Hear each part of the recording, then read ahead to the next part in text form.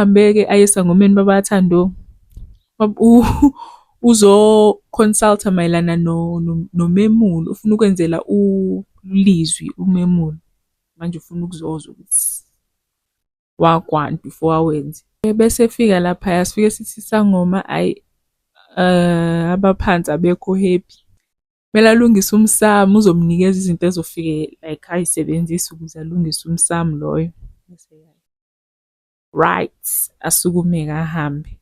Hayi size-ke sibabone ulo ayanda benolizwi ndawonye khona nalabangani balizwi abawu-2. Size simbone, hawu bebo bawu-2. Kumnandi kumnandi.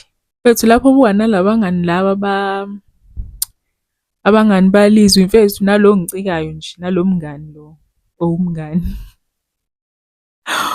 Oh ya, bahle nje bonke. Njengoba ngikutshela ukuthi